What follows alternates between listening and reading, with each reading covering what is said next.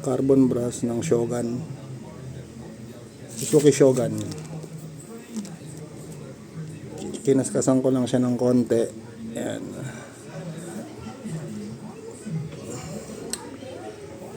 Pasok na siya. Ayan. Pero wala pang spring. Baka magbabawas pa rin ako sa likod. Pero ayan, wala siyang balot kasi na insulator. Kaya i-electrical tape na lang natin. Para hindi dumikit sa body. Kasi mag-ground yan.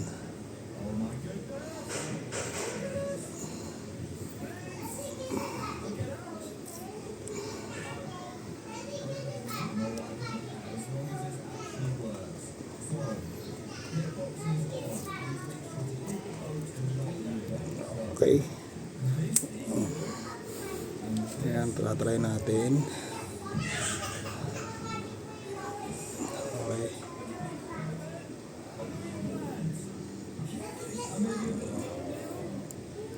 Good.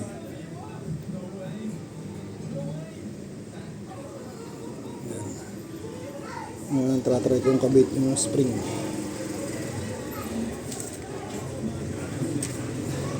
Walang kasamang spring tong nabili ko eh.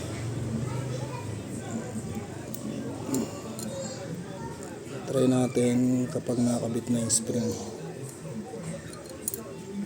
Ito pinakamalapit niyang kaparehas.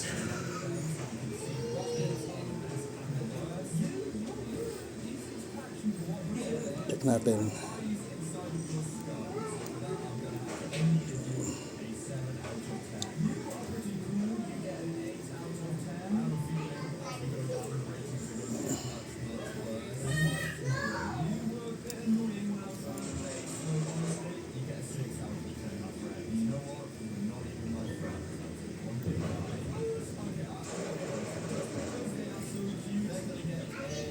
Yun.